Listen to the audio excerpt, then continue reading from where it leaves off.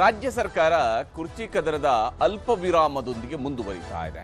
ಇಲ್ಲಿ ಈಗ ಎರಡೂ ಕಡೆಯಿಂದ ಸಿಗ್ತಾ ಇರುವಂತಹ ಒಂದು ಉತ್ತರ ಅಥವಾ ಎಲ್ಲ ಶಾಸಕರ ಬಾಯಿಂದ ಬರ್ತಾ ಇರುವಂತಹ ಒಂದು ಉತ್ತರ, ಹೈಕಮಾಂಡ್ ನಿರ್ಧರಿಸುತ್ತೆ, ಹೈಕಮಾಂಡ್ ನಿರ್ಧರಿಸುತ್ತೆ, ಹೈಕಮಾಂಡ್ ನಿರ್ಧರಿಸುತ್ತೆ, ಇವಿಷ್ಟೇ ಅವರು ಹೇಳ್ತಾ ಇರುತ್ತದೆ. ಆದರೆ ಹೈಕಮಾಂಡ್ ಯಾವಾಗ ನಿರ್ಧರಿಸುತ್ತೆ, ಏನನ್ನ ಅಂತೇಳಿ ನಿರ್ಧರಿಸುತ್ತೆ, ಯಾವ ಆಧಾರದಲ್ಲಿ ನಿರ್ಧರಿಸುತ್ತೆ, ಯಾವ ಸ್ವರೂಪದಲ್ಲಿ ನಿರ್ಧರಿಸುತ್ತೆ, ಇದ್ಯಾವುದಕ್ಕೂ ಕೂಡ ಉತ್ತರಗಳು ಸಿಗ್ತಾ ಇಲ್ಲ. ಹೀಗಾಗಿ ಬಹಳ ಸೈಲೆಂಟ್ ಆಗಿರ್ತಕ್ಕಂಥ ಆಟ ಈಗ ಶುರುವಾಗಿದೆ. ಕುರ್ಚಿಯನ್ನು ಉಳಿಸ್ಕೊಳ್ಳೋದು, ಕುರ್ಚಿಯನ್ನು ಪಡ್ಕೊಳ್ಳೋದು, ಇವೆಲ್ಲದಕ್ಕೂ ಕೂಡ ಕಸರತ್ತುಗಳು ನಡೀತಾ ಇರ್ತವೆ. ಆದರೆ ಅದನ್ನ ಆ ವೇಗ ಏನು ಸಿಕ್ಕಿತ್ತಲ್ಲ ನವೆಂಬರ್ ತಿಂಗಳಲ್ಲಿ, ಆ ವೇಗಕ್ಕೆ ಒಂದು ಬ್ರೇಕ್ ಹಾಕಲಾಗಿದೆ, ಅಲ್ಪ ವಿರಾಮವನ್ನು ಕೊಡಲಾಗಿದೆ. ಬಹಿರಂಗವಾಗಿ ಏನೂ ಕೂಡ ಕಾಣಿಸ್ಕೊಳ್ಳೋದಕ್ಕೆ ಸದ್ಯಕ್ಕೆ ಚಾನ್ಸ್ ಇಲ್ಲ. ಅದು ಇನ್ನೊಂದು 2-3 ತಿಂಗಳು ಕಳೆದ ಮೇಲೆ ಮತ್ತೆ ವಾಪಸ್ ಅದು ಸಂಕ್ರಾಂತಿ ಕಳೆದ ಮೇಲೋ ಅಥವಾ ಯುಗಾದಿ ಬಂದಾಗಲೋ ಅಥವಾ ಬಜೆಟ್ ಅಧಿವೇಶನ ಮುಗಿದಾಗಲೋ, ಬಜೆಟ್ ಅಧಿವೇಶನ ಶುರುವಾಗುವಾಗಲೋ, ಹೀಗೆ ಯಾವುದೋ ಒಂದು ಸಂದರ್ಭದಲ್ಲಿ ಮತ್ತೆ ಅದಕ್ಕೆ ಒಂದು ಜೀವ ಬರುತ್ತೆ, ಬಲ ಬರುತ್ತೆ, ರೆಕ್ಕೆ ಬರುತ್ತೆ, ಪುಕ್ಕಗಳು ಸೇರಿಕೊಳ್ತವೆ, ಹಾರೋದಕ್ಕೆ ಶುರು ಮಾಡುತ್ತೆ. ಹೀಗೆ ಬ್ರೇಕ್ಫಾಸ್ಟ್ ಮೀಟಿಂಗ್ ಬಳಿಕ ಕುರ್ಚಿ ಕದನಕ್ಕೆ ಅಲ್ಪ ವಿರಾಮವನ್ನು ಹಾಕಲಾಗಿತ್ತು. ಬ್ರೇಕ್ಫಾಸ್ಟ್ ಮೀಟಿಂಗ್, 2 ಸುತ್ತಿನ ಬ್ರೇಕ್ಫಾಸ್ಟ್ ಮೀಟಿಂಗ್. ಮೊದಲ ಸುತ್ತಿನ ಬ್ರೇಕ್ಫಾಸ್ಟ್ ಮೀಟಿಂಗ್ ಇಡ್ಲಿ ಸಾಂಬಾರ್ ಜೊತೆಗೆ 2ನೇ ಸುತ್ತಿನ ಬ್ರೇಕ್ಫಾಸ್ಟ್ ಮೀಟಿಂಗ್ ಇಡ್ಲಿ ಮತ್ತು ನಾಟಿ ಕೋಳಿ ಸಾರು ನಡೀತಿದೆ. ಹೀಗೆ 2 ಸುತ್ತಿನ ಬ್ರೇಕ್ಫಾಸ್ಟ್ ಮೀಟಿಂಗ್ ನಡೀತಿದೆ. ಅದಾದ್ಮೇಲೆ ಪವರ್ ಶೇರಿಂಗ್ ಬಗ್ಗೆ ಇನ್ನೂ ಕೂಡ ನಾಯಕರ ನಡುವಿನ ತೆರೆಮರೆಯ ಆಟ ನಿಂತಿಲ್ಲ. ಸಂಪುಟ ಸಹೋದ್ಯೋಗಿಗಳಿಗೆ ಮುಖ್ಯಮಂತ್ರಿ ಸಿದ್ದರಾಮಯ್ಯನವರು ಸಮನ್ವಯತೆಯ ಪಾಠವನ್ನು ಹೇಳೋದಕ್ಕೂ ಕೂಡ ಸಿದ್ಧರಾಗಿದ್ದಾರೆ. ಇವತ್ತು ಸಂಪುಟ ಸಭೆ ಮುಗಿದ ನಂತರ ಆ ಸಮನ್ವಯತೆಯ ಸಭೆಯೂ ಕೂಡ ನಡೆಯುವುದಿದೆ. ಸಮನ್ವಯತೆಯನ್ನು ಸಾಧಿಸುವ ಪ್ರಯತ್ನವನ್ನು ಕೂಡ ಮಾಡ್ತಾರೆ. ಆದರೆ ಯಾವ ಸ್ವರೂಪದಲ್ಲಿ, ಹೇಗೆ ಮಾಡ್ತಾರೆ, ಏನೇನು ಮಾಡ್ತಾರೆ, ಈ ರೀತಿಯಂತ ಅನೇಕ ಪ್ರಶ್ನೆಗಳು ಕೂಡ ಇದ್ದೇ ಇದ್ದಾವೆ, ಕುತೂಹಲ ಇದ್ದೇ ಇದೆ. ಯಾಕಂದರೆ ಇದು ಸರ್ಕಾರವನ್ನು ಬ್ಯಾಲೆನ್ಸ್ ಆಗಿ ತೆಗೆದುಕೊಂಡು ಹೋಗಬೇಕಾಗಿರೋದು ಪೂರ್ಣ ಬಹುಮತದ ಸರ್ಕಾರ ಇದೆ. ಯಾವುದೇ ನಿರ್ಧಾರಗಳನ್ನು, ಗಟ್ಟಿ ನಿರ್ಧಾರಗಳನ್ನು ತೆಗೆದುಕೊಳ್ಳುವಂತಹ ಜನಾದೇಶವನ್ನು ಕರ್ನಾಟಕದ ಜನ ಕಾಂಗ್ರೆಸ್ನವರಿಗೆ ಕೊಟ್ಟಿದ್ದಾರೆ. ಆದರೆ ಸದ್ಯಕ್ಕೆ ಸರ್ಕಾರ ತನ್ನದೇ ಆದಂತಹ ತಲೆಬಿಸಿಯೊಳಗಡೆ ಸಾಗ್ತಾ ಇದೆ. ಇವತ್ತು, ನಾಳೆ, ನಾಡಿದ್ದು ಸಂಕ್ರಾಂತಿಗೆ ಅಥವಾ ಯುಗಾದಿಗೆ ಅಥವಾ ಬಜೆಟ್ ಅಧಿವೇಶನಕ್ಕೆ, ಮಧ್ಯದಲ್ಲಿ ಸ್ಥಳೀಯ ಸಂಸ್ಥೆಗಳ ಚುನಾವಣೆ, ಇನ್ನೊಂದು ಅಧಿವೇಶನ, ಹೀಗೆ ಯಾವುದೋ ಒಂದು ಕಾರಣಗಳನ್ನು ಮುಂದಿಟ್ಟುಕೊಂಡು ಎಷ್ಟು ಸಾಧ್ಯ ಆಗುತ್ತೋ ಅಷ್ಟಕ್ಕೆ ಮುಂದೂಡಿಕೆ ಮಾಡ್ತಾ ಹೋಗುವಂತಹ ಪ್ರಯತ್ನ ಸಾಗ್ತಾ ಇದೆ. ಆ ಪ್ರಯತ್ನದ ಭಾಗವಾಗಿ ನಡೀತಾ ಇರುವಂತಹ ಬೆಳವಣಿಗೆಗಳನ್ನು ಕೂಡ ನಾವು ನೋಡ್ತಾ ಇದ್ವಿ. ಈ ಸೈಲೆಂಟ್ ಗೇಮ್ ಯಾಕೆ, ಯಾವ ಸ್ವರೂಪದಲ್ಲಿದೆ ಅನ್ನೋದನ್ನು ನಿಮಗೆ ವಿವರಿಸ್ತೀನಿ. ಬಹಳ ಮುಖ್ಯವಾಗಿ ಕುರ್ಚಿ ಕದನಕ್ಕೆ ಬ್ರೇಕ್ಫಾಸ್ಟ್ ಮೀಟಿಂಗ್ನಿಂದ ಅಲ್ಪ ವಿರಾಮ ಸಿಕ್ಕಿದೆ. ಸಹಜವಾಗಿದೆ, ಯಾಕೆಂದರೆ ಅಲ್ಲಿವರೆಗೆ ಬಹಳ ಜೋರಾಗಿ ಹೇಳ್ತಾ ಇದ್ರು. ಒಬ್ಬರು ವೇದಿಕೆಯಲ್ಲಿ ನಿಂತುಕೊಂಡು ಹೇಳ್ತಾರೆ, ಮಾತಿನ ಶಕ್ತಿಯೇ ಜಗತ್ತಿನ ಅತಿ ದೊಡ್ಡ ಶಕ್ತಿ, ಈ ರೀತಿಯಾದಂತಹ ಮಾತುಗಳನ್ನು ಕೂಡ ಹೇಳಿದರು. ಮತ್ತು ಟ್ವೀಟ್ಗಳು, ಪೋಸ್ಟ್ಗಳು ಇವೆಲ್ಲವನ್ನು ಕೂಡ ನಾವು ನೋಡಿದ್ವಿ. ಅತ್ತ ಶಾಸಕರುಗಳು ಮಾತು, ಇತ್ತ ಮಂತ್ರಿಗಳ ಮಾತು, ಬೇರೆ ಬೇರೆಯವರು ಬೇರೆ ಬೇರೆ ಧಾಟಿಯಲ್ಲಿ ಮಾತನಾಡಿದ್ದಾರೆ ನವೆಂಬರ್ ತಿಂಗಳಲ್ಲಿ. ಆದರೆ ಯಾವಾಗ ಮುಖ್ಯಮಂತ್ರಿ ಹಾಗೂ ಉಪಮುಖ್ಯಮಂತ್ರಿಯವರು ಕೂತ್ಕೊಂಡು ಬ್ರೇಕ್ಫಾಸ್ಟ್ ಮೀಟಿಂಗ್ ಮಾಡಿ ಅದಾದ ನಂತರ ಬಂದು ಒಂದು ಸುದ್ದಿಗೋಷ್ಠಿಯನ್ನು ನಡೆಸಿದ್ರು, ಅಲ್ಲಿ ನಂತರ ಎಲ್ಲವೂ ಕೂಡ ಸೈಲೆಂಟ್. ಆಲ್ ಇಸ್ ವೆಲ್ ಅಂತೇಳಿ ತೋರಿಸ್ಕೊಡುವಂಥ ಪ್ರಯತ್ನ. ಮೊನ್ನೆ ಬೆಂಗಳೂರಿನಲ್ಲಿ ಸಿಎಂ ಹಾಗೂ ಡಿಸಿಎಂ ಬ್ರೇಕ್ಫಾಸ್ಟ್ ಮೀಟಿಂಗ್ಗಳನ್ನು ಮುಗಿಸಿದ್ರು. ಅದಾದ ನಂತರ ಆಗ್ತಾ ಇರುವಂತಹ ಬೆಳವಣಿಗೆಗಳನ್ನು ನಾವು ಗಮನಿಸ್ತಾ ಇದ್ವಿ. ಯಾಕೆಂದರೆ ರಾಜ್ಯ ರಾಜಕೀಯದಲ್ಲಿ ಇನ್ನೂ ಕೂಡ ಪೂರ್ಣವಾದಂತಹ ಉತ್ತರ ಸಿಕ್ಕಿಲ್ಲ. ಸಿದ್ದರಾಮಯ್ಯನವರೇ ಕಂಟಿನ್ಯೂ ಆಗ್ತಾರಾ, ಮುಂದಿನ 2.5 ವರ್ಷಗಳು ಕೂಡ ಸಿದ್ದರಾಮಯ್ಯನವರೇ ಮುಖ್ಯಮಂತ್ರಿ ಆಗಿರ್ತಾರಾ ಗೊತ್ತಿಲ್ಲ. ಶಿವಕುಮಾರ್ ಅವರು ಮುಖ್ಯಮಂತ್ರಿ ಆಗ್ತಾರಾ ಗೊತ್ತಿಲ್ಲ. ಯಾಕಂದ್ರೆ ಯಾವುದಕ್ಕೂ ಕೂಡ ಸ್ಪಷ್ಟ ಉತ್ತರ ಇದುವರೆಗೂ ಸಿಕ್ಕಿಲ್ಲ. ಹೀಗಾಗಿ ನಿನ್ನೆ ಮಂಗಳೂರಿನಲ್ಲಿ ಸಿಎಂ KCV ಅವರ ನಡುವಿನ ಮೀನೂಟದ ಲಂಚ್ ಮೀಟಿಂಗ್ ಕೂಡ ನಡೆದಿದೆ. ಅಲ್ಲೂ ಕೂಡ ಒಂದಿಷ್ಟು ರಾಜಕೀಯದ ಅಭಿಪ್ರಾಯಗಳ ಚರ್ಚೆಗಳಾಗಿರ್ತವೆ, ಅಥವಾ ಯಾರ ಮನಸ್ಸಲ್ಲಿ ಏನಿದೆ ಅನ್ನುವಂಥದ್ದು ತಿಳ್ಕೊಳ್ಳುವಂತಹ ಪ್ರಯತ್ನಗಳು ನಡೆದಿರ್ತವೆ. ಹೊರತಾಗಿ ಏನು ಯಾವುದೇ ಪರಿಹಾರ ಸೂತ್ರಗಳನ್ನು ಹಿಡಿಯುವಂತಹ ಮೀಟಿಂಗ್ ಆಗಿಲ್ಲ ನಿನ್ನೆ. ಹಾಗಿದ್ರೂ ಕುತೂಹಲಗಳು ಇದ್ದೇ ಇದ್ದಾವೆ. ನಾಯಕರುಗಳ ನಡುವೆ ಆದಂತಹ ಮೀಟಿಂಗ್ ಆದಂತಹ ಕಾರಣಕ್ಕಾಗಿ ರಾತ್ರಿ ಬೆಂಗಳೂರಿನಲ್ಲಿ ಸತೀಶ್ ಜಾರಕಿಹೊಳಿ ಅವರ ಮನೆಯಲ್ಲಿ ಮತ್ತೆ ಡಿನ್ನರ್ ಸಭೆಯನ್ನು ಸೇರಿದ್ದಾರೆ. ಅದು ಬಹಳ ಇಂಟ್ರೆಸ್ಟಿಂಗ್ ಆಗಿರುವಂಥದ್ದು. ಸತೀಶ್ ಜಾರಕಿಹೊಳಿ ಅವರು ಬೆಂಗಳೂರಿನಲ್ಲಿ ಇದ್ದಾಗಲೆಲ್ಲ ಡಿನ್ನರ್ ಮೀಟಿಂಗ್ ಆಗ್ತಾ ಇದೆಯೋ ಅಥವಾ ಡಿನ್ನರ್ ಮೀಟಿಂಗನ್ನು ಉದ್ದೇಶಪೂರ್ವಕವಾಗಿ ಕರೀತಾ ಇದ್ದಾರೋ, ಏನಿದರ ಲೆಕ್ಕಾಚಾರ, ಯಾವ ಸ್ವರೂಪದ್ದು ಗೊತ್ತಿಲ್ಲ. ಆದರೆ ಮಂತ್ರಿಗಳು ಸೇರಿ ಒಬ್ಬರ ಮನೆಯಲ್ಲಿ ಕೂತ್ಕೊಂಡು ಊಟ ಮಾಡಬಾರ್ದು ಅಂತೇಳಿ ಅಲ್ಲ. ಯಾಕಂದರೆ ಅವ್ರ ಗೆಳೆಯರು ಕೂಡ ಆಗಿರ್ಬೋದು, ಆತ್ಮೀಯರಾಗಿರ್ಬೋದು, ಆಪ್ತರಾಗಿರ್ಬೋದು, ಸ್ನೇಹಿತರಾಗಿರ್ಬೋದು, ಜೊತೆಗೆ ಊಟ ಮಾಡೋಣ, ಖುಷಿಯಾಗಿರೋಣ ಅನ್ನೋಂಥ ಕಾರಣಕ್ಕಾಗಿ ಇರ್ಬೋದು. ಆದರೆ ರಾಜಕೀಯದಲ್ಲಿ ಈ ರೀತಿಯಂಥ ಬೆಳವಣಿಗೆಗಳಾದಾಗ ಸಹಜವಾಗಿಯೇ ಕುತೂಹಲ ಇರುತ್ತೆ. ಮತ್ತು ಈ ಕುರ್ಚಿಯ ಚದುರಂಗದಾಟ ನಡೀತಾ ಇದೆಯಲ್ಲ, ಇದರಲ್ಲಿ ಆಗುವ ಪ್ರತಿ ಸಭೆಯೂ ಕೂಡ ಕುತೂಹಲವನ್ನು ಮೂಡಿಸ್ತಾ ಇದೆ. ಸತೀಶ್ ಜಾರಕಿಹೊಳಿ ಅವರ ಮನೆಯಲ್ಲಿ ನಡೆದಂತಹ ಮೀಟಿಂಗ್ನಲ್ಲಿ ಪರಮೇಶ್ವರ್ ಅವರು, BK ಹರಿಪ್ರಸಾದ್ ಅವರೆಲ್ಲ ಭಾಗಿಯಾಗಿದ್ರು. ಸಂಪುಟ ಸದಸ್ಯರನ್ನ ವಿಶ್ವಾಸಕ್ಕೆ ತೆಗೆದುಕೊಳ್ಳೋದಕ್ಕೆ ಮುಖ್ಯಮಂತ್ರಿಯವರು ಕೂಡ ಪ್ಲಾನ್ ಅನ್ನ ಮಾಡ್ತಾ ಇದ್ದಾರೆ. ಯಾಕಂದ್ರೆ ಅಂತಿಮವಾಗಿ ಸಿದ್ದರಾಮಯ್ಯನವರ ಪರವಾಗಿ ಎಷ್ಟು ಜನ ಮಂತ್ರಿಗಳು ಅವರ ಪರವಾಗಿ ದೃಢವಾಗಿ ನಿಂತಿರ್ತಾರೋ ಅಲ್ಲಿ ತನಕ ಸಿದ್ದರಾಮಯ್ಯನವರ ಕುರ್ಚಿಯನ್ನು ಅಷ್ಟು ಸುಲಭವಾಗಿ ಅಲುಗಾಡಿಸೋದಕ್ಕೆ ಆಗುವುದಿಲ್ಲ. ಹೈಕಮಾಂಡ್ ನಿರ್ಧಾರವೂ ಕೂಡ ಹಿರಿಯ ಸಚಿವರುಗಳ, ಹಿರಿಯ ಶಾಸಕರುಗಳ, ಹಿರಿಯ ನಾಯಕರುಗಳ ಅಭಿಪ್ರಾಯ ಆಧಾರಿತವಾಗಿದೆಯೇ ಹೊರತು ಅದೇನು ಆಕಾಶದಿಂದ ಉದುರುವಂತಹ ನಿರ್ಧಾರಗಳು ಆಗಿರೋದಿಲ್ಲ. ಸಚಿವ ಸಂಪುಟ ಸಭೆಯ ಬಳಿಕ ಪ್ರತ್ಯೇಕವಾಗಿ ಸಚಿವರ ಜೊತೆಗೂ ಕೂಡ ಇವತ್ತು ಮುಖ್ಯಮಂತ್ರಿ ಸಿದ್ದರಾಮಯ್ಯನವರು ಮೀಟಿಂಗ್ ಅನ್ನು ನಡೆಸಲಿದ್ದಾರೆ. ಮೊದಲಿಗೆ ಎಲ್ಲ ಅಜೆಂಡಾ ಏನೇನಿರುತ್ತೆ ಅವುಗಳಿಗೆ ಅಪ್ರೂವಲ್ ಕೊಡುವಂಥದ್ದು ಸಚಿವ ಸಂಪುಟ ಸಭೆಯಲ್ಲಿರುವಂಥದ್ದು. ಆದರೆ ಅದಾದ ನಂತರ ಒಂದು ಅನೌಪಚಾರಿಕ ಅಧಿಕಾರಿಗಳನ್ನು ಹೊರಗೆ ಕಳಿಸಿ ಅನೌಪಚಾರಿಕವಾದಂತಹ ಒಂದು ಸಭೆ ನಡೆಯುವುದಿದೆ. ಆ ಸಭೆಯಲ್ಲಿ ಬಹಳಷ್ಟು ವಿಚಾರಗಳ ಬಗ್ಗೆ ಚರ್ಚೆ ಆಗಬಹುದು.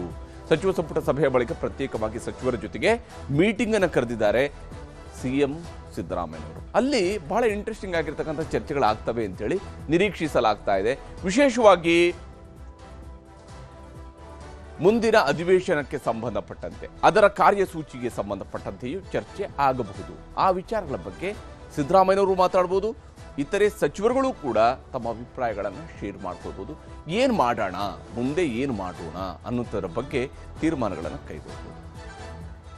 ಇದರ ನಡುವೆ ಮುಖ್ಯಮಂತ್ರಿ ಸಿದ್ದರಾಮಯ್ಯನವರು ಬೆಂಗಳೂರಿನಲ್ಲಿ ಇದ್ದರೆ DCM DK ಶಿವಕುಮಾರ್, ನಿನ್ನೆ ಮುಖ್ಯಮಂತ್ರಿಯವರು ಮಂಗಳೂರಿಗೆ ಹೋಗಿದ್ದರೆ DCM DK ಶಿವಕುಮಾರ್ ಅವರು ದೆಹಲಿಗೆ ಹೋಗಿದ್ರು. ದೆಹಲಿ ಪರ್ಯಟನೆಯನ್ನು ಮುಗಿಸಿ ಬಂದಿದ್ದಾರೆ. ನಿನ್ನೆಷ್ಟೇ ದಿಢೀರ್ ಅಂತೇಳಿ ದೆಹಲಿಗೆ ಹೋಗಿದ್ರು ಶಿವಕುಮಾರ್ ಅವರು ಕೂಡ ಹೇಳಿದ್ದಾರೆ, ನಾನು ಹೋಗ್ತಾ ಇರೋದು ಒಂದು ಖಾಸಗಿ ಕಾರ್ಯಕ್ರಮಕ್ಕೆ ಇದ್ದಾಳೆ. ಅವರು ಹೋಗಿರುವಂಥದ್ದು ರಾತ್ರಿ ಮದುವೆ ಕಾರ್ಯಕ್ರಮದಲ್ಲಿ ಭಾಗಿಯಾಗಿದ್ದಾರೆ. ಮದುವೆ ಕಾರ್ಯಕ್ರಮಕ್ಕಾಗಿಯೇ ಹೋಗಿದ್ದೀನಿ ಅನ್ನೋದನ್ನು ಕೂಡ ಶಿವಕುಮಾರ್ ಅವರು ಸ್ಪಷ್ಟವಾಗಿ ಹೇಳಿದ್ದಾರೆ. ಅದರಲ್ಲಿ ಯಾವುದೇ ಅನುಮಾನಗಳಿಲ್ಲ. ಯಾಕಂದರೆ ಅವರು ನಾನು ಮದುವೆಗೆ ಹೋಗುವಂತಹ ಕಾರ್ಯಕ್ರಮವನ್ನು ಇಟ್ಟುಕೊಂಡು ಕೂಡ ಕೆಲವು ನಾಯಕರುಗಳು ಏನು ಮಾಡ್ತಾರೆ ಅಂದರೆ, ಹೋಗೋದು ಮದುವೆ ಕಾರ್ಯಕ್ರಮ ಆದರೂ ಕೂಡ ನಾವು ದೆಹಲಿಗೆ ಹೋಗೋದು ಹೈಕಮಾಂಡ್ ನಾಯಕರನ್ನ ಭೇಟಿಗೆ ಇದೆಲ್ಲ ಹೇಳಿ ಹೋಗ್ತಾರೆ. ಶಿವಕುಮಾರ್ ಅವರು ಆ ರೀತಿಯಾಗೆಲ್ಲ ಹೇಳಿಲ್ಲ. ಬದಲಿಗೆ ಅವರು ಹೇಳಿದ್ದಾರೆ, ನಾನು ದೆಹಲಿಗೆ ಹೋಗ್ತಾ ಇದ್ದೀನಿ, ಒಂದು ಮದುವೆ ಕಾರ್ಯಕ್ರಮದಲ್ಲಿ ಖಾಸಗಿ ಕಾರ್ಯಕ್ರಮಕ್ಕಾಗಿ ಹೋಗ್ತಾ ಇದ್ದೀನಿ ಅಂತ ಹೇಳಿದರು. ಅದರ ಪ್ರಕಾರವಾಗಿ ಹೋಗಿದ್ದಾರೆ ಮತ್ತು ಅಲ್ಲಿ ಅಧಿಕಾರಿಗಳ ಜೊತೆ ಕೂಡ ಒಂದು ಸಭೆ ಮಾಡೋದಿದೆ ಅಂತ ಕೂಡ ಹೇಳಿದರು. ಯಾಕೆಂದರೆ ನಾಡಿದ್ದೊಂದು ಸಭೆಯನ್ನು ಕರೆದಿದ್ರು ಅವರು, ಎಲ್ಲ ಸಂಸದರುಗಳ ಒಂದು ಸಭೆಯನ್ನು ಕರೆದಿದ್ರು, ಎಲ್ಲ ಪಕ್ಷಗಳ ಸಂಸದರನ್ನು ಕರೆದಿದ್ರು. ಆದರೆ ಸಂಸದರು ನಾವು ಬರುವುದಿಲ್ಲ ಅಂತ ಹೇಳುವಂಥ ಅಭಿಪ್ರಾಯ BJPಯವರ ಕಡೆಯಿಂದ ಬಂದಿದೆ. ಡಿಸೆಂಬರ್ 14ಕ್ಕೆ ದೆಹಲಿಯಲ್ಲಿ ವೋಟ್ ಚೋರಿ ಹೋರಾಟಕ್ಕೂ ಕೂಡ ಅವರು ಸಿದ್ಧತೆಯನ್ನು ಮಾಡ್ಕೊಳ್ತಾ ಇದ್ದಾರೆ. ದೆಹಲಿಗೆ ರಾಜ್ಯದ ನಾಯಕರುಗಳನ್ನು, ಮುಖಂಡರುಗಳನ್ನು, ಕಾರ್ಯಕರ್ತರುಗಳನ್ನು ಕರ್ಕೊಂಡು ಹೋಗಬೇಕು. ಹಾಗೆ ದೊಡ್ಡ ಸಂಖ್ಯೆಯಲ್ಲಿ ದೆಹಲಿಗೆ ಹೋದಾಗ ಅಲ್ಲಿ ಬರುವಂತಹ ಎಲ್ಲ ನಾಯಕರುಗಳಿಗೆ ಅಥವಾ ಕಾರ್ಯಕರ್ತರುಗಳಿಗೆ ದೆಹಲಿಯಲ್ಲಿ ಉಳ್ಕೊಳ್ಳೋದಕ್ಕೆ ಬೇಕಾದಂಥ ವ್ಯವಸ್ಥೆ ಇರ್ಬೋದು, ಪ್ರತಿಯೊಂದು ವ್ಯವಸ್ಥೆನ ಅಚ್ಚುಕಟ್ಟಾಗಿ ನಿಭಾಯಿಸಬೇಕಾಗತ್ತೆ. ಈ ಕಾರಣಕ್ಕಾಗಿಯೂ ಕೂಡ ಸಿದ್ಧತೆಗಳನ್ನು ಶಿವಕುಮಾರ್ ಅವರು ಮಾಡ್ತಾ ಇದ್ದಾರೆ.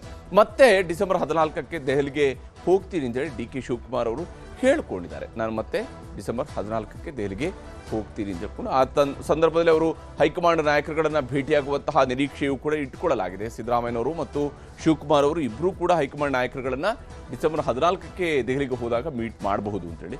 ಪವರ್ ಶೇರಿಂಗ್ ವಿಚಾರದಲ್ಲಿ ಸದ್ಯಕ್ಕೆ DCM ಮೌನಕ್ಕೆ ಶರಣಾಗಿದ್ದಾರೆ. ಯಾಕಂದರೆ ಅವರು ಕೂಡ ಸೈಲೆಂಟ್ ಆಗಿದ್ದಾರೆ. ತಿಂಡಿ ತಿಂದಾಗಿದೆ, ಇಬ್ಬರು ಮಾತುಕತೆ ಆಗಿದೆ, ಎಲ್ಲ ಜವಾಬ್ದಾರಿಗಳನ್ನು ಹೈಕಮಾಂಡ್ಗೆ ವರ್ಗಾಯಿಸಿ ಆಗಿದೆ. ಹೈಕಮಾಂಡ್ಗೆ ಒಮ್ಮೆ ಜವಾಬ್ದಾರಿ ವರ್ಗಾಯಿಸಿದ ಮೇಲೆ ಕನಿಷ್ಠ ಹೈಕಮಾಂಡ್ಗೆ ಈ ಅಧಿಕಾರವನ್ನು ವರ್ಗಾಯಿಸಿದ ಮೇಲೆ ಕನಿಷ್ಠ 2 ರಿಂದ 3 ತಿಂಗಳ ಕಾಲ ಸೈಲೆಂಟ್ ಆಗಿರಬೇಕಾಗತ್ತೆ. ಇದು ಕಾಂಗ್ರೆಸ್ನವರು ಅಳವಡಿಸ್ಕೊಂಡು ಬಂದಿರತಕ್ಕಂಥ ಒಂದು ನಿಯಮ ಅಥವಾ ಅದೊಂದು ರೀತಿಯಾದಂತಹ ಅವರ ಅಲಿಖಿತ ಶಾಸನದ ರೀತಿಯಲ್ಲಿರುವಂಥದ್ದು. ಕಾಂಗ್ರೆಸ್ ನಾಯಕರುಗಳ ವರ್ತನೆ ಆ ರೀತಿಯಾಗಿರುತ್ತೆ. ಆ ಪ್ರಕಾರವಾಗಿದೆ. ಶಿವಕುಮಾರ್ ಅವರು ಸದ್ಯಕ್ಕೆ ಪವರ್ ಶೇರಿಂಗ್ ವಿಚಾರದಲ್ಲಿ ಮೌನ. ಮೊನ್ನೆ ಹೇಳ್ತಾ ಇದ್ರೇನು, world power is the world power, ಮಾತಿನ ಶಕ್ತಿಯೇ ಜಗತ್ತಿನ ಅತಿ ದೊಡ್ಡ ಶಕ್ತಿ ಅಂತ ಹೇಳ್ತಾ ಇದ್ರು. ಆದರೆ ಈಗ ಆ ಮಾತನ್ನು ಕೂಡ ಸ್ವಲ್ಪ ಸೈಲೆಂಟ್ ಆಗಿ ಇಟ್ಕೊಂಡಿದ್ದಾರೆ ಅವರು ಈ ವಿಚಾರಕ್ಕೆ, ಪವರ್ ಶೇರಿಂಗ್ ವಿಚಾರಕ್ಕೆ ಸಂಬಂಧಪಟ್ಟಂತೆ. ಶಿವಕುಮಾರ್ ಅವರು ದೆಹಲಿಗೆ ಹೋಗಿ ಬಂದ ಮೇಲೆ ಏನು ಹೇಳಿದ್ದಾರೆ ಅನ್ನೋದು ನಿಮ್ಗೆ ತೋರಿಸ್ತೀನಿ. ನಾನು ಒಂದು ಖಾಸಗಿ ಮದುವೆ ಕಾರ್ಯಕ್ರಮಕ್ಕೆ ಹೋಗಬೇಕಾಯಿತು. ಎರಡನೇದು 14ನೇ ತಾರೀಕು ಸುಮಾರು ನಾವು ಪ್ರತಿ ಜಿಲ್ಲೆಯಿಂದ 300 ಜನ ಕಾರ್ಯಕರ್ತದ ಲೀಡರ್ಸ್ನ ಕರ್ಕೊಂಡು ಹೋಗ್ತಾ ಇದ್ದೀವಿ. ಅವ್ರಿಗೆ ಅಕಾಮಿಡೇಷನ್ ಏನು ಮಾಡಬೇಕು ಅನ್ನೋದು ನಾನು ಟ್ರೈನಲ್ಲಿ ಬರೋರಿಗೆ ಮಾಡಿಕೊಡ್ತೀವಿ. ಅದಕ್ಕೆ ಜಾಗಗಳಿಗೆ ನೋಡಿ ಅವ್ರಿಗೆ ಜವಾಬ್ದಾರಿ ಫಿಕ್ಸ್ ಮಾಡಬೇಕಾಯಿತು. ಮದುವೆ ಆದಮೇಲೆ ಮೀಟಿಂಗ್ ಮಾಡ್ಬಿಟ್ಟು ಬಂದಿದ್ದೀನಿ. ಸೊ ಆ ವಿಚಾರದಲ್ಲೆಲ್ಲ ಚರ್ಚೆ ಮಾಡೋಕ್ಕೆ ಹೋಗಿದೆ. ಮದುವೆ ಮುಗಿಸ್ಕೊಂಡೆ ವಾಪಸ್ ಬೆಳಗ್ಗೆ ರಾತ್ರಿ ಹೋದವನು ಬೆಳಗ್ಗೆ ಬರ್ತಾಯಿದ್ದೆ. ಹೀಗೆ ಮದುವೆಗೆ ಹೋಗಿದ್ದೆ, ರಾತ್ರಿ ಹೋದವನು ಬೆಳಗ್ಗೆ ವಾಪಸ್ ಬರ್ತಾ ಇದ್ದೀನಿ ಅಂತ ಹೇಳ್ಕೊಂಡು ಶಿವಕುಮಾರ್ ಅವರು ಹೇಳಿದ್ದಾರೆ. ಹಾಗೆಯೇ 14ರ ಪ್ರತಿಭಟನೆ, ಅದಕ್ಕೆ ಬೇಕಾದಂಥ ತಯಾರಿ, ಬೇಕಾಗಿರುವಂತಹ ಉಳ್ಕೊಳ್ಳುವ ವ್ಯವಸ್ಥೆ, ಇವೆಲ್ಲದರ ಬಗ್ಗೆ ಕೂಡ ಮಾತಾಡ್ಕೊಂಬರಕ್ಕೆ ಹೋಗಿದೆ ಅಂತ ಹೇಳಿದ್ದಾರೆ. ಇದರ ನಡುವೆ ಸಿದ್ದರಾಮಯ್ಯನವರು ಒಗ್ಗಟ್ಟಿನ ಪಾಠವನ್ನು ತಮ್ಮ ಸಚಿವ ಸಂಪುಟದ ಸಹೋದ್ಯೋಗಿಗಳಿಗೆ ನೀಡಲಿದ್ದಾರೆ, ಅಂಥದ್ದೊಂದು ಪಾಠವನ್ನು ಹೇಳಲಿದ್ದಾರೆ. ಕುರ್ಚಿ ವಿಚಾರ ಮುಂದಿಟ್ಕೊಂಡು ಬಿಜೆಪಿಯವರು ಹೋರಾಟಕ್ಕೆ ಸಿದ್ಧತೆಗಳನ್ನು ಮಾಡಿಕೊಂಡಿದ್ದಾರೆ.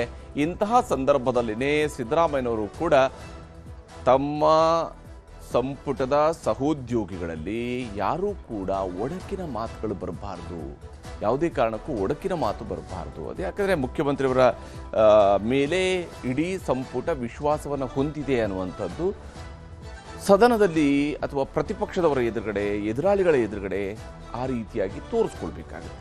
ಸರ್ಕಾರದ ವಿರುದ್ಧ ಅವಿಶ್ವಾಸ ನಿರ್ಣಯ ಅಸ್ತ್ರ ಪ್ರಯೋಗಕ್ಕೆ ಚಿಂತನೆಯನ್ನು ಪ್ರತಿಪಕ್ಷ ಬಿಜೆಪಿಯವರು ಮಾಡ್ತಾ ಇದ್ದಾರೆ.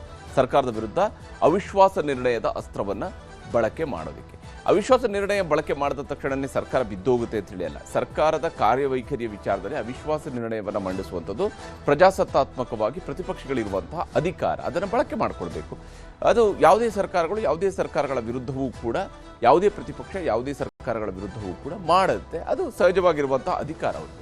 ಬಿಜೆಪಿ ವಿರುದ್ಧ ಪ್ರತ್ಯಸ್ತ್ರವನ್ನು ಹೂಡೋದಕ್ಕೆ ರಾಜ್ಯ ಸರ್ಕಾರ ಸಜ್ಜಾಗಿದೆ. ಆ ಸಿದ್ಧತೆಯನ್ನು ರಾಜ್ಯ ಸರ್ಕಾರವು ಕೂಡ ಮಾಡ್ತಾ ಇದೆ. ಅದಕ್ಕೆ ಪೂರಕವಾಗಿಯೇ ಸಿಎಂ ಸಿದ್ದರಾಮಯ್ಯನವರು ಇದೇ ವಿಚಾರವಾಗಿ ಸಚಿವರ ಜೊತೆಗೆ ಮುಖ್ಯಮಂತ್ರಿ ಸಿದ್ದರಾಮಯ್ಯನವರು ಮೀಟಿಂಗನ್ನು ಮಾಡ್ತಾ ಇದ್ದಾರೆ. ಅವ್ರ ಜೊತೆಗೆ ಒಂದು ಸಭೆಯನ್ನು ನಡೆಸಿ ಅದರ ಮೂಲಕವಾಗಿ ಏನು ಮಾಡೋಣ, ಏನು ಮಾಡಬೇಕು, ಯಾವ ರೀತಿಯಾಗಿ ಎದುರಿಸಬೇಕು, ಎಲ್ಲದಕ್ಕೂ ಕೂಡ ಈಗಲಿಂದಲೇ ತಯಾರಿಗಳು ಬೇಕಾಗುತ್ತೆ. ಮತ್ತು ಅವರವರ ಇಲಾಖೆಗೆ ಸಂಬಂಧಪಟ್ಟಂತೆ ತರುವಂತಹ ಕಾನೂನುಗಳ ವಿಚಾರ ಇರ್ಬೋದು, ಯಾವೆಲ್ಲ ಶಾಸನಗಳಿಗೆ ತಿದ್ದುಪಡಿಯನ್ನು ತರೋದಕ್ಕೆ ಹೊರಟಿದ್ದಾರಲ್ಲ, ಆ ವಿಚಾರಗಳ ಬಗ್ಗೆಯೂ ಕೂಡ ಸಿದ್ದರಾಮಯ್ಯನವರು ಇವತ್ತು ಅನೌಪಚಾರಿಕ ಸಭೆಯಲ್ಲಿ ಮಾತುಕತೆಯನ್ನು ನಡೆಸಬಹುದು. ಅಧಿವೇಶನದಲ್ಲಿ ಒಗ್ಗಟ್ಟು ಪ್ರದರ್ಶಿಸಬೇಕು ಅಂತ ಹೇಳಿ ಸಿಎಂ ಸಿದ್ದರಾಮಯ್ಯನವರು ಈ ಸಭೆಯಲ್ಲಿ ಸೂಚನೆಯನ್ನು ನೀಡ್ತಾ ಇದ್ದಾರೆ. ಇದರ ಜೊತೆಗೇ ವಿಶೇಷವಾಗಿ ಜಾತಿ ಗಣತಿ ಪ್ರಕ್ರಿಯೆಗಳೆಲ್ಲವೂ ಕೂಡ ಮುಗ್ದಿರೋದ್ರಿಂದಾಗಿ ಗಣತಿ ಮಾಡುವ ಪ್ರಕ್ರಿಯೆ ಮುಗ್ದಿದೆ. ಅಂದರೆ ಮಾಹಿತಿ ಸಂಗ್ರಹದ ಸ್ಯಾಂಪಲ್ ಕಲೆಕ್ಷನ್ ಪ್ರಕ್ರಿಯೆ ಮುಗ್ದಿದೆ. ಇದರ ಅಪ್ಡೇಟ್ಸ್ ಕೂಡ ಸಿದ್ದರಾಮಯ್ಯನವರ ಕೈಯಲ್ಲಿರುತ್ತೆ. ಹೀಗಾಗಿ ಆ ವಿಚಾರದಲ್ಲೂ ಕೂಡ ಸಿದ್ದರಾಮಯ್ಯನವರು ಸಚಿವರುಗಳಿಗೆ ಒಂದಿಷ್ಟು ಮಾಹಿತಿಯನ್ನು ಹಂಚಿಕೊಳ್ಬೋದು. ಕುರ್ಚಿ ಬಿಕ್ಕಟ್ಟಿನ ವಿಚಾರದಲ್ಲಿ ವಿಪಕ್ಷಗಳನ್ನು ಎದುರಿಸೋದಕ್ಕೆ ಬೇಕಂತ ಸಿದ್ಧತೆಯನ್ನು ಸಿದ್ದರಾಮಯ್ಯನವರು ಕೂಡ ಮಾಡ್ತಾ ಇದ್ದಾರೆ. ಯಾಕಂದರೆ ಅಧಿವೇಶನ ಅಂತ ಹೇಳಿದಾಗ ಅಲ್ಲಿ ಹೇಗೆ ಸರ್ಕಾರ ತನ್ನನ್ನು ತಾನು ಸಮರ್ಥಿಸ್ಕೊಳ್ಬೇಕು, ಯಾವುದೇ ಮುಜುಗರಗಳಿಗೆ ಒಳಗಾಗಬಾರ್ದು ಅನ್ನೋಂತಹ ವಿಚಾರಗಳು.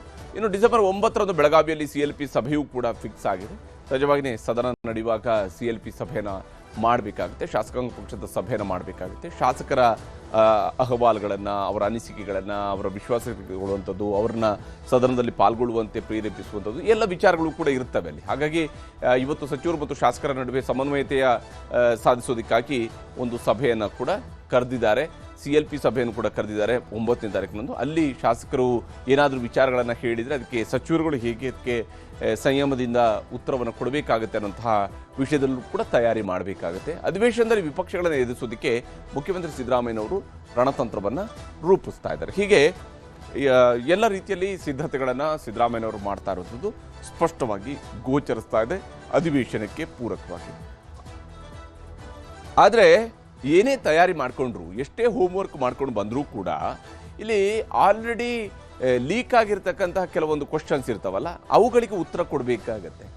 ಅವುಗಳ ಸಂಬಂಧಪಟ್ಟಂತಹ ತಯಾರಿಯನ್ನು ಎದುರಾಳಿಗಳು ಕೂಡ ಮಾಡ್ಕೊಂಡಿರ್ತಾರೆ. ಇವರು ಲೀಕ್ ಆಗಿರುವಂತಹ ಪ್ರಶ್ನೆಗಳಿದ್ದಾವೆ. ಅದು ಯಾವ ರೀತಿ ಅಂತ ಹೇಳಿದರೆ, ಸರ್ಕಾರದಲ್ಲಿ ಒಗ್ಗಟ್ಟಿಲ್ಲ, ಸರ್ಕಾರದಲ್ಲಿ ನಾಯಕತ್ವದ ಒಮ್ಮತ ಇಲ್ಲ, ಈ ರೀತಿಯಾದಂಥದ್ದನ್ನು ಆಲ್ರೆಡಿ ಪ್ರದರ್ಶನಕ್ಕೆ ಇಟ್ಟಿದ್ರು ಕಾಂಗ್ರೆಸ್ನವರು. ರಾಜ್ಯ ಸರ್ಕಾರ ದೊಡ್ಡ ಬಹುಮತದ ಸರ್ಕಾರ ಪ್ರದರ್ಶನಕ್ಕೆ ಇಟ್ಟಿದ್ರಲ್ಲ, ಆ ವಿಚಾರ ಈಗ ಪ್ರತಿಪಕ್ಷಗಳಿಗೆ ಅಸ್ತ್ರ ಆಗುತ್ತೆ.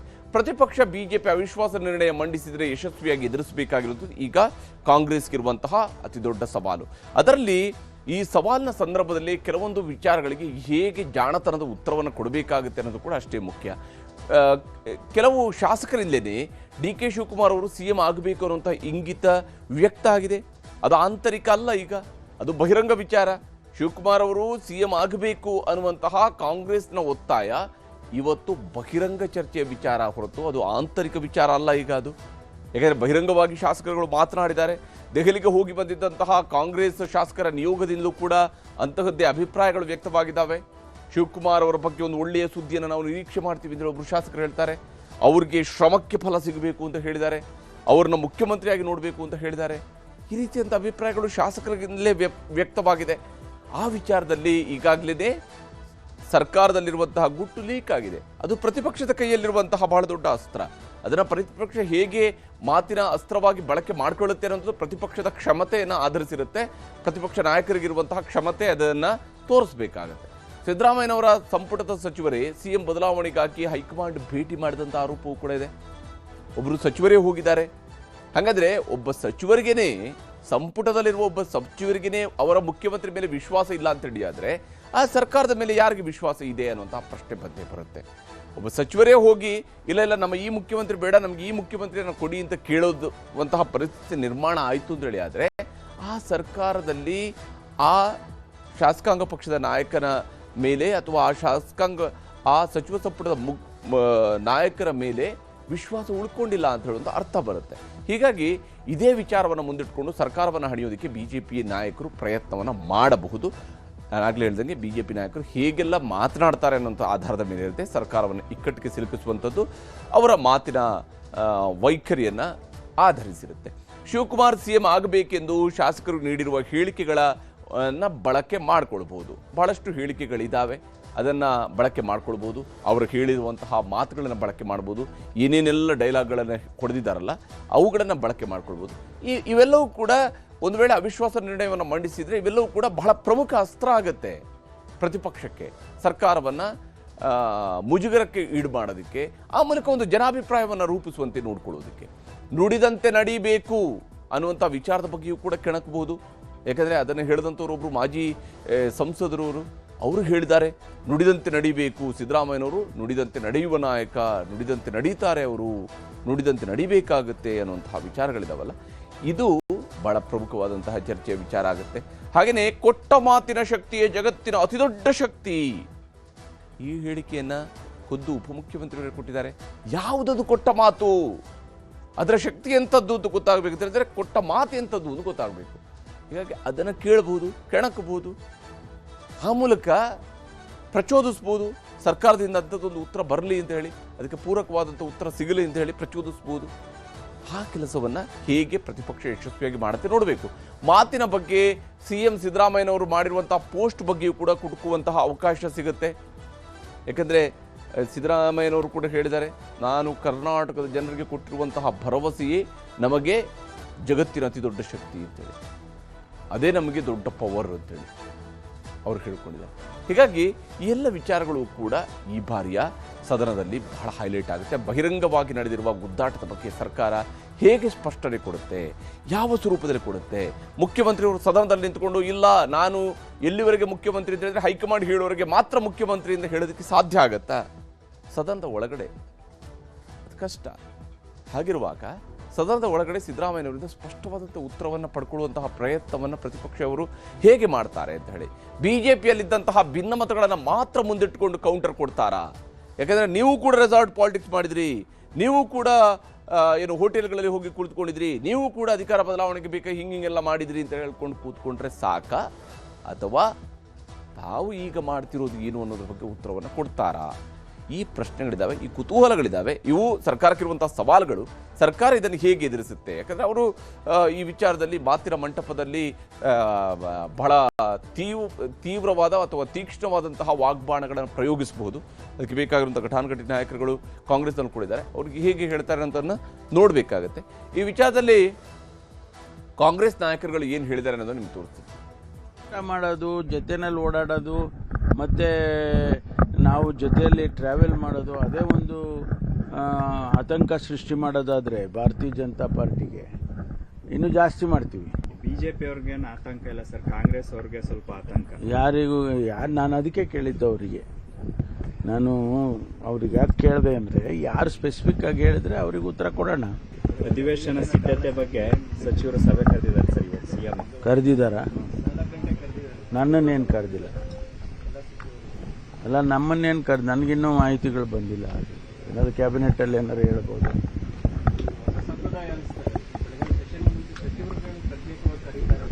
ಅದು ಅವರ ವಿವೇಚನೆಗೆ ಬಿಟ್ಟಿದ್ದು. ಮುಖ್ಯಮಂತ್ರಿಗಳಿಗೆ ಹಿಂಗೆ ನೀವು ಮಾಡಬೇಕು ಅಂತ ಯಾರಾದರೂ ಹೇಳೋಕ್ಕಾಗತ್ತಾ? ಅವರು ಸಭೆ ಕರೆಯೋದಾಗಲಿ ಅಥವಾ ಅವರು ಚರ್ಚೆ ಮಾಡೋದಾಗಲಿ ಅದನ್ನೆಲ್ಲ ನಿಯಂತ್ರಣ ಮಾಡೋದಕ್ಕಾಗೋದಿಲ್ಲ. ನಾನು ಪಕ್ಕದಲ್ಲೇ ಕೂತಿದ್ನಪ್ಪ 2 ಗಂಟೆ. ಯಾವುದು ರಾಜಕೀಯದ ಬಗ್ಗೆ ನಾವು ಮಾತಾಡಲೇ ಇಲ್ಲ. ಗೊಂದಲ ಇಲ್ಲ ಅಂದರೆ ಈಗ ಆಚೆ ಕಡೆ ಜನ ಏನೋ ಜೈಕಾರ ಹಾಕೋದಕ್ಕೆ ಏನು ತಡೆ ಮಾಡೋಕ್ಕಾಗುತ್ತೆ? ನಾನು ನಿನ್ನೆನೂ ಹೇಳಿದೆ, ನಾನು ಒಬ್ಬೊಬ್ಬ ಲೀಡ್ರಿಗೆ ಒಂದೊಂದು ಅಷ್ಟು ಜನ ಅಭಿಮಾನಿಗಳಿರ್ತಾರೆ. ಅವರು ಸ್ವಾಭಾವಿಕವಾಗಿ ಆ ಲೀಡ್ರು ಮುಖ್ಯಮಂತ್ರಿ ಆಗಬೇಕು ಅಥವಾ ಇನ್ನೊಂದು ಸಚಿವರಾಗಬೇಕು, ಇನ್ನೊಂದು ಆಗಬೇಕು ಅಂತ ಹೇಳಿ ಅವರು ಜೈಕಾರ ಹಾಕ್ತಾ ಇರ್ತಾರೆ ಹೋದಾಗ ಬಂದಾಗೆಲ್ಲ. ಅದನ್ನು ತಪ್ಪು ಅಂತ ಹೇಳೋಕ್ಕಾಗೋದಿಲ್ಲ. ಒಳ್ಳೇದಲ್ವಾ? ಜೈಕಾರ ಇರಬೇಕಾ? ಪರ್ಮನೆಂಟಾಗಿ ಜೈಕಾರ ಇರೋಕ್ಕೆ ಸಾಧ್ಯ ಇಲ್ಲ, ನಿಂತೋಗುತ್ತೆ ಅದು. ನಾಯಕತ್ವ ಬದಲಾವಣೆ ಬಗ್ಗೆ BJPಯವರು ಅವಿಶ್ವಾಸ ನಿರ್ಣಯ ಮಂಡಿಸ್ತಾರೆ ಅಂತ ಸುದ್ದಿ ಅಲ್ವಾ? ಎಷ್ಟು ಜನ ಇದ್ದಾರೆ ಅವರು? ಇರೋದೇ 60-65 ಜನ ಇದ್ದಾರೆ ಅಷ್ಟೇ. ಅವರು ನಾವು 140 ಜನ ಇದ್ದೀವಿ. ಆಮೇಲೆ ನಮ್ಮಲ್ಲಿ ಎಲ್ಲ ಸಣ್ಣ ಪುಟ್ಟ ಲೋಪದೋಷಗಳಿತ್ತು, ಇಲ್ಲ ಅಂತೇನಿಲ್ಲ, ಅದೆಲ್ಲ ಕೂಡ ಸರಿ ಮಾಡ್ಕೊಂಡಿದ್ದೀವಿ. ಆದರೆ BJPಯಲ್ಲಿ ಇದ್ದಷ್ಟು ಗುಂಪು ರಾಜಕೀಯ ನಮ್ಮಲ್ಲಿಲ್ಲ. ನಿಮ್ಗೆ ಯಾಕೆ ಬ್ರೇಕ್ಫಾಸ್ಟ್ ಮಾಡೋದು ತೊಂದರೆ? ಸಿದ್ದರಾಮಯ್ಯ ಅವರು ಮತ್ತೆ DK ಶಿವಕುಮಾರ್ ಅವರು ರಾಮ ಲಕ್ಷ್ಮಣ್ ಅಂತ ಇದ್ದಾರೆ. ಆದರೆ BJPಯವ್ರಿಗೆ ಯಾಕೆ ತೊಂದರೆ? ನಮ್ಮಲ್ಲಿ ಸಣ್ಣ ಪುಟ್ಟ ಭಿನ್ನಾಭಿಪ್ರಾಯ ಇರ್ಬೋದು, ಆದರೆ ಅದನ್ನ ಸರಿ ಮಾಡಲಿಕ್ಕೆ ಪಕ್ಷದ ವರಿಷ್ಠ ಹೈಕಮಾಂಡ್ ಇದ್ದಾರೆ. ಅದರಿಂದ BJPಯವರು ನಿಮ್ಮ ಕರ್ತವ್ಯಗಳನ್ನು ನೀವು ಮಾಡಿ, ಮೋಸ್ಟಲ್ಲಿ ಕಲ್ಲು ಹುಡುಕಂತ ಕೆಲಸ BJP ಮಾಡಬೇಡಿ. ಮುಖ್ಯಮಂತ್ರಿಗಳು ಈಗಾಗಲೇ ವರಿಷ್ಠ ಒಂದು ಅನುಮತಿಯನ್ನು ಕೂಡ ಪಡೆದಿದ್ದಾರಂತೆ. ಅವರೇ ಹೇಳಿದಾರಲ್ಲ ಮಾಡಬೇಕು ಅಂತ.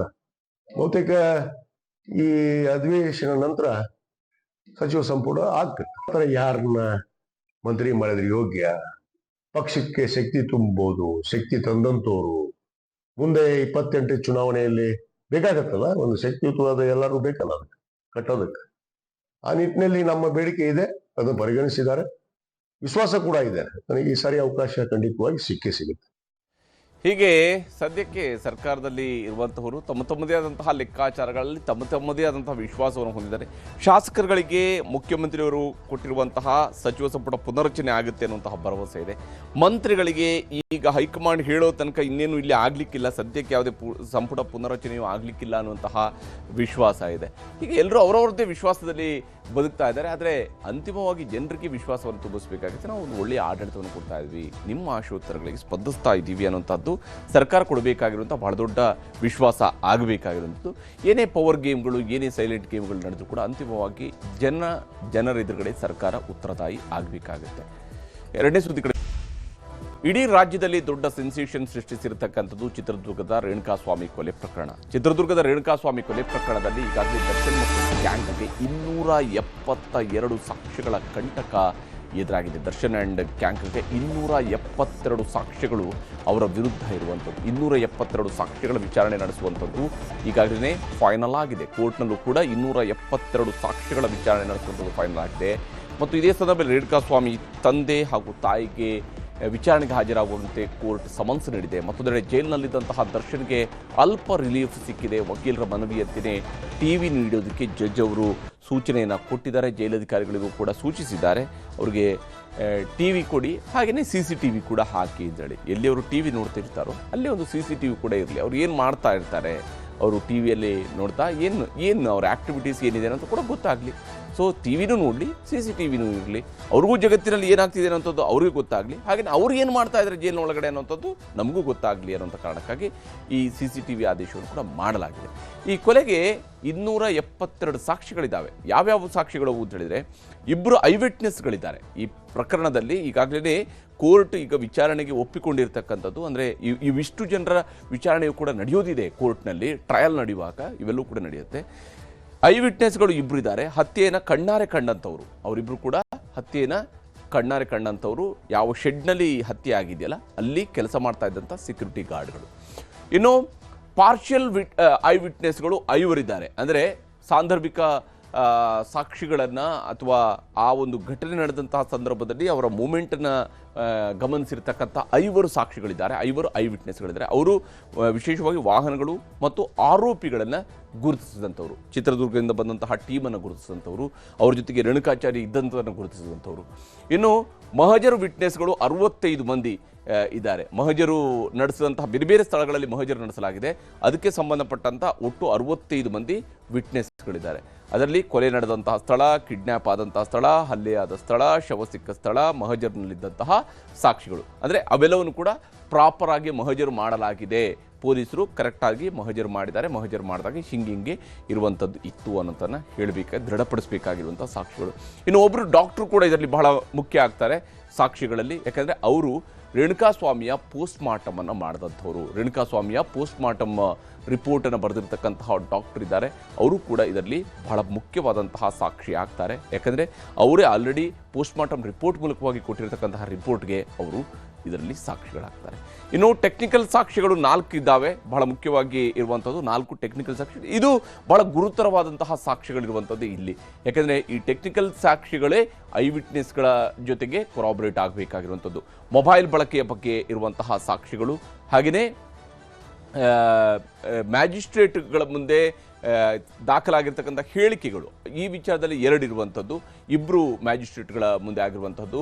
ಆರೋಪಿಗಳು ಸೇರಿ ಸಾಕ್ಷಿಗಳ ಹೇಳಿಕೆಯ ಸ್ವ ಇಚ್ಛಾ ಹೇಳಿಕೆಗಳನ್ನು CRPC 164 ಅಡಿಯಲ್ಲಿ ದಾಖಲಿಸಿಕೊಳ್ಳಲಾಗಿತ್ತು. ಅದು ಬಹಳ ಮುಖ್ಯವಾದಂಥ ಸಾಕ್ಷಿ ಆಗುತ್ತೆ.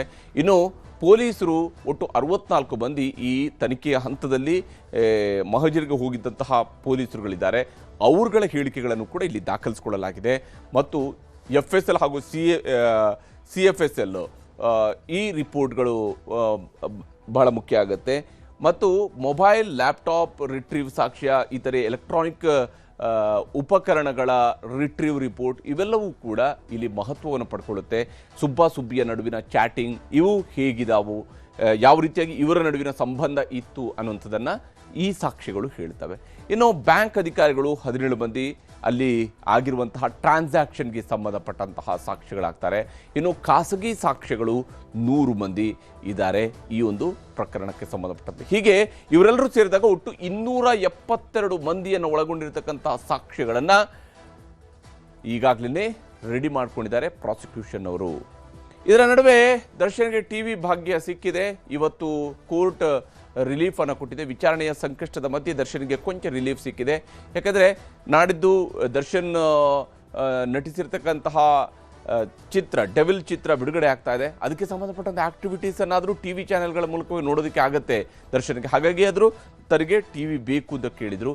ದರ್ಶನ್ ಬ್ಯಾರಕ್ನಲ್ಲಿ TV ಅಳವಡಿಕೆಗೆ ಈಗ ಕೋರ್ಟ್ ಒಪ್ಪಿಗೆಯನ್ನು ಸೂಚಿಸಿದೆ. ಆದರೆ TV ಅಳವಡಿಸಿ ಅಂತ ಜೈಲಧಿಕಾರಿಗಳಿಗೆ ಈಗ ಕೋರ್ಟ್ ಸೂಚನೆಯನ್ನು ಕೊಟ್ಟಿರುವಂಥದ್ದು. ಹಾಗೆಯೇ TV ಅಳವಡಿಕೆ ಮಾಡುವ ಸ್ಥಳದಲ್ಲಿ CCTV ಅಳವಡಿಸುವಂತೆಯೂ ಕೂಡ ಆದೇಶವನ್ನು ಹೊರಡಿಸಲಾಗಿದೆ. ಸೊ ಅವರ ಆಕ್ಟಿವಿಟಿ, ಯಾರೆಲ್ಲ ಕೂತ್ಕೊಂಡು TV ನೋಡ್ತಿದ್ದಾರೆ, ಏನು ಕತೆ, ಇದೆಲ್ಲವೂ ಕೂಡ ಗೊತ್ತಾಗಬೇಕಾಗತ್ತೆ. ಯಾರೆಲ್ಲ ಕೂತ್ಕೊಂಡು ನೋಡ್ತಿದ್ದಾರೆ ಅಂತೇಳಿ. ಕೇವಲ ಕೋರ್ಟ್ ವಿಚಾರಣೆಗಳನ್ನು ವೀಕ್ಷಣೆ ಮಾಡೋದಕ್ಕೆ ಅವಕಾಶವನ್ನು ಕಲ್ಪಿಸಲಾಗಿದೆ ಅಂತ ಹೇಳಿ ಈ ರೀತಿಯಾಗಿ TV ಭಾಗ್ಯದಕ್ಕೂ ಕೂಡ ಒಂದಿಷ್ಟು ರಿಸ್ಟ್ರಿಕ್ಷನ್ಸ್ಗಳನ್ನು ಹಾಕಲಾಗಿದೆ.